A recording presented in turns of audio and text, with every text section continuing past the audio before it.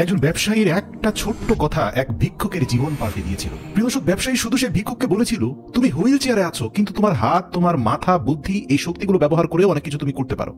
প্রিয় দর্শক, এই একটা কথা কিভাবে ভিক্ষুককে চেঞ্জ করে দিল, এই পুরো ঘটনাটা জানলে আপনি অবাক হয়ে যাবেন। ঘটনা শুরু হয় তুরস্কের ইস্তাম্বুলের একটা রেল স্টেশনে। এক ভিক্ষুক হুইল চেয়ারে বসে ভিক্ষা করত। প্রতিদিন সে ট্রেনে আসা যাত্রীদের কাছ থেকে হাত পেতে কিছু খাবার অথবা অর্থের ব্যবস্থা করত। সে মনে করত ভিক্ষা ছাড়া তার বেঁচে থাকার আর কোনো উপায় নেই। একদিন সে ট্রেনে বসা এক ধনী ব্যক্তিকে দেখে মনে মনে ভাবল, নিশ্চয়ই এই মানুষটি অনেক বড় লোক, যদি তার কাছে ভিক্ষা চাই সে আমাকে বেশি টাকা দেবে।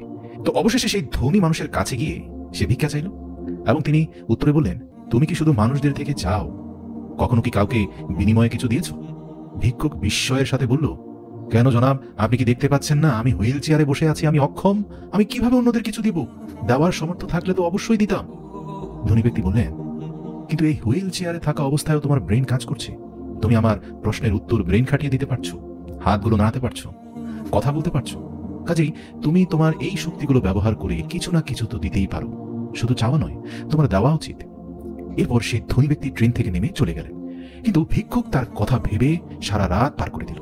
সে ভাবতে লাগলো, এতদিন কেউ আমাকে এমন কথা বলেনি, আমি সত্যি কি কেবল চেয়ে যাব? না, আমিও তো চাইলে কিছু দিতে পারি।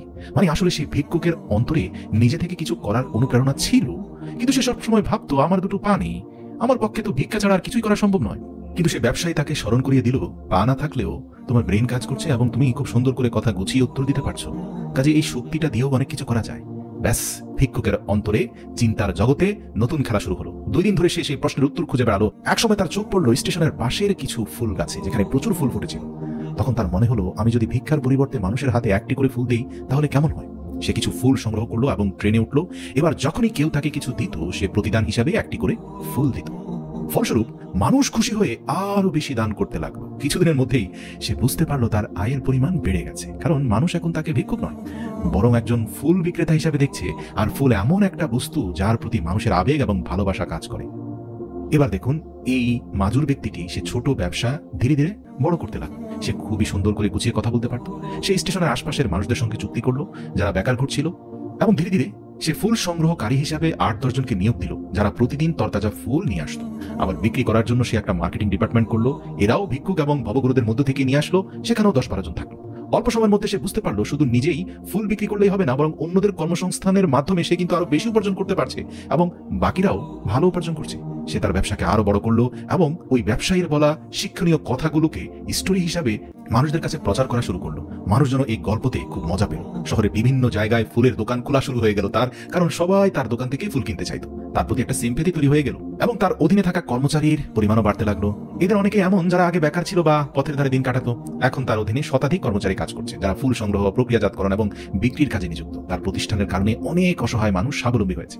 একদিন সেই ধনী ব্যক্তি তার শহরের সবচেয়ে বড় ফুলের দোকানে এলেন স্ত্রীকে বিবাহ বার্ষিকীতে ফুল উপহার দিবেন সেজন্য। এসে দোকানের মালিকের সঙ্গে দেখা হয়ে গেল। বিস্ময়ে দেখলেন সেই মালিক আর কেউ নয়, হুইল চেয়ারে বসে থাকা সেই ভিক্ষুক। ভিক্ষুক হাসি মুখে বলল, আপনি কি আমাকে চিনতে পেরেছেন? ধনী ব্যক্তি বিস্মিত হয়ে বললেন, তুমি কি সেই ব্যক্তি যাকে আমি একদিন ভিক্ষা দিতে মানা করেছিলাম? ভিক্ষুক বলল, হ্যাঁ, এবং আজ আমি একজন সফল উদ্যোক্তা। আপনার কথার জন্যই আমার জীবন বদলে গেছে। আপনি আমাকে শিখিয়েছেন আমরা তখনই কিছু পাবো যখন হৃদয় থেকে আমরা কিছু দিতে চাইবো। আমি সেই নিয়মকে কাজে লাগিয়েছি। আজ আমি আপনাকে আমাকে দেওয়া এই শিক্ষার বিনিময়ে একটা বড় ফুলের তোড়া ফ্রিতে দিতে চাই। সে ব্যবসায়ী হাসি মুখে বলল, আমিও বা কি করে আমার দেওয়া শিক্ষা ভুলে যেতে পারি?